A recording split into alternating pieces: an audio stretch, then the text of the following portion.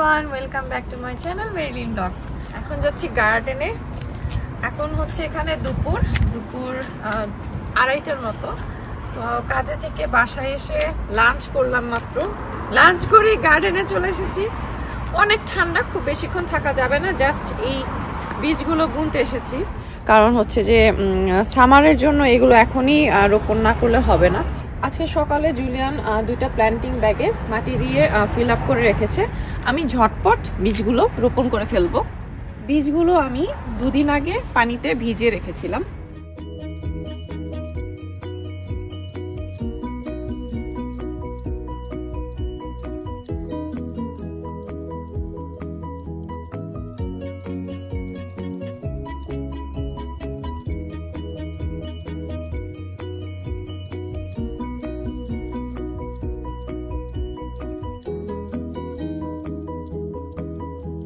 ঠান্ডা অনেক, ঠান্ডা বেশি না অল্প? বেশি। সো আমি গার্ডেন থেকে বাসায় চলে আসলাম। যেটা হয়েছে, গার্ডেনের কাজ করতে করতেই অর্ক চলে এসেছে। আর অর্কর হচ্ছে আজকে 2 দিন ধরে পেটে একটু ব্যথা, তো যে কারণে জুলিয়ান আজকে বাসায় আছে। তাই ভাবলাম যে জুলিয়ানকে দিয়ে একটু ডক্টরের কাছে পাঠাই। তো গার্ডেনে আজকে কি কি বীজ রোপণ করে আসলাম একটু তোমাদের বলছি। আমার যেটা হয়েছে যে প্রতি বছর তো সামারের গার্ডেনিং শুরু করতে করতে দেখা যায় একটু লেট হয়ে যায়। তো এবার যেন লেট না হয় সেই জন্য আর কি এবার আগে থেকে প্রস্তুতিগুলো নিচ্ছি। তো আমি তো বীজগুলো যখন কিনি তখন হচ্ছে আমি প্যাকেট সহ কিনি। তো প্যাকেটের গায়ে লেখা থাকে যে কোন বীজটা কোন সময় আসলে রোপণ করতে হবে। তো আজকে যে বীজগুলো রোপণ করেছি সেগুলোর মধ্যে ছিল হচ্ছে কাঁচামরিচ, তারপর ক্যাপসিকাম, টমেটো, তারপর ছিল তোমার মিষ্টি কুমড়ার বীজ, তারপর আর কি কি যেন অনেকগুলো পাঁচমিশালি বীজ আমি পানিতে ভিজিয়ে রেখেছিলাম, এতটা মনে পড়ছে না। বেগুনও ছিল। তো এই কয়েকটা বীজ আজকে হচ্ছে প্ল্যান্টিং ব্যাগে দিয়েছি। তো এখান থেকে 2-3 সপ্তাহ বা এই মাসের মধ্যেই হয়তো একটা ফল পাওয়া যাবে, আস্তে আস্তে হয়তো চারা গজাবে। এই মাসের শেষে প্ল্যান আছে যে করলা, তারপর হচ্ছে শসা। এটা তোমরা জানো গত বছর করলা আর শসা কি পরিমাণ ফলন হয়েছে আমার গার্ডেনে।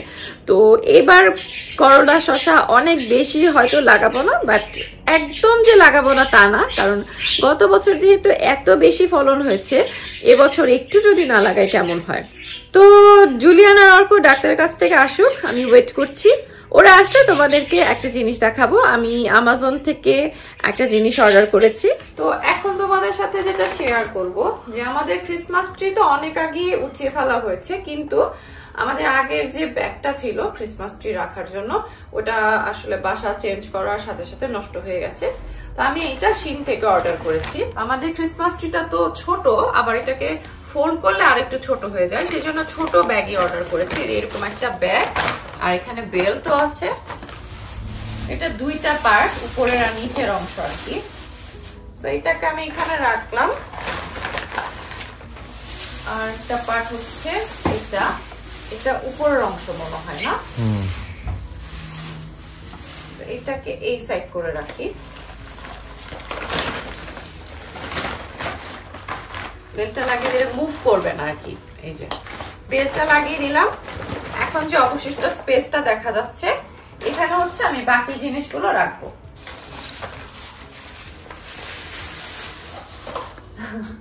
এই হচ্ছে অর্কর সান্তা বুট ছিল 2টা। আই ডোন্ট নো সান্তা বুটটা রাখবো কিনা, রেখে দাও। এটা হচ্ছে যে এইভাবে দেখতে খারাপ লাগে না, তাই না? তো এটাকে হয়তো পরে সেট করে নিতে পারবো। তো প্রতি বছর এরকম অর্কর সান্তা বুটস হয়, আবার নতুন বছর যখন আসে দেখা যায় যে নতুন নতুন আরো হয়, পুরনো গুলো তখন ফেলে দেওয়া হয়। তো আপাতত রেখে দিই, হয়তো নেক্সট ক্রিসমাসে আবার নতুন নতুন বুটস পেয়ে যাবে অর্ক, তখন দেখা যাবে হয়তো এটা আবার ফেলেই দিতে হবে, কারণ এত তো আসলে রাখার জায়গা হয় না, আর এত সাজাবই বা কোথায়। যাই হোক, আর হচ্ছে এগুলো হচ্ছে ছোট ছোট কিছু ডেকোরেশনের জিনিসপত্র আছে, এগুলো সাইড দিয়ে রাখি। একটু উপরে রাখবো, এটা সাইড দিয়ে রাখি। আর এটা হচ্ছে তোমার লাইটগুলো। তো ক্রিসমাস ট্রি সত্যি কথা বলতে আমাদের আগে ক্রিসমাস ট্রিটা বড় ছিল, সাজানোর জিনিসপত্র আরো বেশি ছিল। এবার ইচ্ছে করে আসলে না এত বড় অর্ডার করিনি, আর আমার মনে হয়েছে যে একটু ছিমছাম থাকুক, এত বেশি সাজানো গোছানোর দরকার নেই, সেজন্য এত কিছু আসলে অর্ডার করিনি। তো দেখো খুব সুন্দর করে এটা গোছানো হয়ে গেল। এটা রাখা এখন কোনো সমস্যা হবে না, যে কোনো জায়গায় এটা সুন্দর করে ঢুকিয়ে দেওয়া যাবে। এই বাসায় সৃষ্টিকর্তার আশীর্বাদে ক্লোজেট গুলো অনেক বড় বড় আছে, যে কোনো ক্লোজেটে এটা সুন্দর করে ঢুকিয়ে রাখা যাবে। যেমন হচ্ছে যে আমার ক্লোজেটে কোনো জায়গা নেই, কারণ আমার ক্লোজেট সব থেকে বড়, বাট আমার ক্লোজেটে কোনো জায়গা নেই কারণ আমার জিনিস বেশি। জুলিয়ানের ক্লোজেটে অনেক জায়গা আছে, জুলিয়ানের ক্লোজেটে অনেক জায়গা আছে, বা অ্যাকচুয়ালি জুলিয়ানের ক্লোজেটে রাখবো না, এটা আমাদের উপরে সিঁড়িতে ওঠার পরে আমাদের একটা স্টোর রুমের মতো আছে, মানে ক্লোজেটই বলা যেতে পারে, ওইখানে স্পেস আছে, ওখানে রাখলেই হবে। ভয় পেও না জুলিয়ান, তোমার ক্লোজেটে রাখবো না এটা। তুমি কি ভয় পাচ্ছ? তোমার ক্লোজেটে রাখবো না, যাও। জুলিয়ান কেন ভয় পাচ্ছে আমি বলি, কারণ যে কোনো জিনিস যখন আমার ক্লোজেটে বেশি হয়ে যায় সবকিছু আমি জুলিয়ানের ক্লোজেটে মুভ করি, তো সেই জন্য ও বলে যে তোমার এত জিনিস, তোমার ক্লোজেট এত বড়। আগের বাসার 3 ডাবল ক্লোজেট, আমার এই বাসা হচ্ছে আমার ওয়াকিং ক্লোজেট, তারপর আমার জায়গা হয় না, কি করব না। আগের বাসার ক্লোজেটে তো আসলে সবকিছু জায়গা হতো না বলে আমি কোনো কিছু বের করে রাখতাম না, সবকিছু আমার সুটকেসের ভিতরে ছিল। আর এই ক্লোজেটে হচ্ছে জায়গা বেশি, আমি সুটকেস থেকে সবকিছু বের করে ফেলেছি। আর খালি খালি যে সুটকেস গুলো ছিল, কিছু অর্পর ক্লোজেটে দিয়েছি, কিছু জুলিয়ানের ক্লোজেটে দিয়েছি, কিছু স্টোর রুমে রেখেছি। আর দেখো এটা ধরার জন্য খুব সুন্দর একটা হ্যান্ডেলের মতো আছে, আপাতত সাইডে রেখে দিচ্ছি, এটা পরে যখন উপরে যাব তখন উপরের স্টোর রুমে রেখে আসবো। তো তারপর আরেকটা জিনিস দেখাই। তো তোমরা তো সবাই জানো যে আমি আমার ইউটিউবে যে প্রথম আর্ন করেছি, আমার প্রথম ইনকাম, ওটার ভিডিও তোমরা সবাই দেখেছো। যারা এখনো দেখোনি আমি অবশ্যই লিঙ্কটা দিয়ে দিব, দেখে নিও।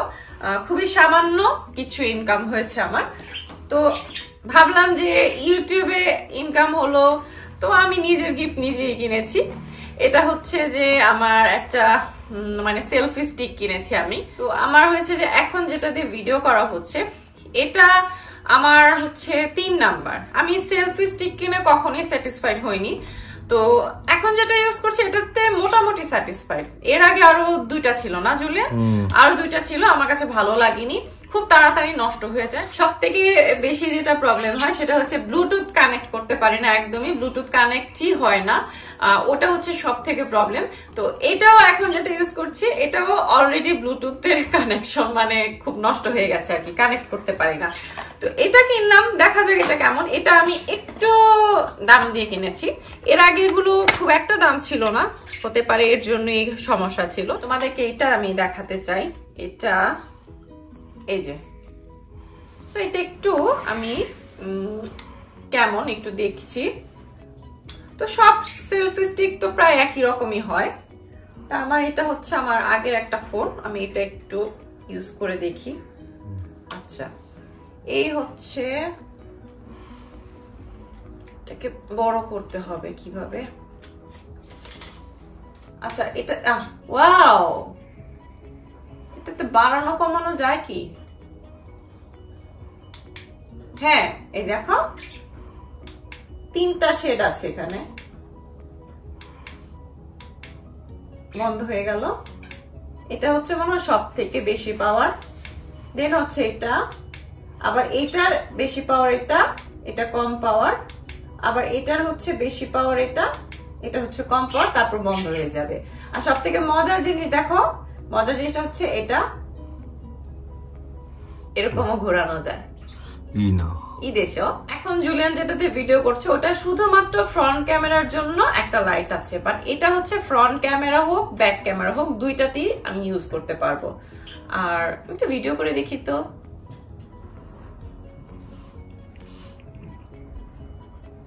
আমি জুলিয়ানকে একটু ভিডিও করি, হোল্ড করা খুব ইজি। সো আমি এই সেলফি স্টিক নিয়ে অনেক খুশি। আমার কাছে এটা এখন যেভাবে দেখলাম আমার কাছে খুব ভালো লাগছে। তো আশা করছি যে এটা দিয়ে আমি অনেক আরো আগেরটার থেকে ভালো মতো ভিডিও করতে পারবো, ক্যামেরা করতে পারবো। তো যাই হোক, আজকের ব্লগটা লম্বা করবো না। অবশ্যই সামারের জন্য যে বীজগুলো রোপণ করলাম ওগুলোর আপডেট তোমাদের দিব খুব শীঘ্রই। আর ততদিন পর্যন্ত সবাই ভালো থেকো, নিরাপদে থেকো। নতুন ব্লগ নিয়ে খুব তাড়াতাড়ি আবার দেখা হবে। Bye bye.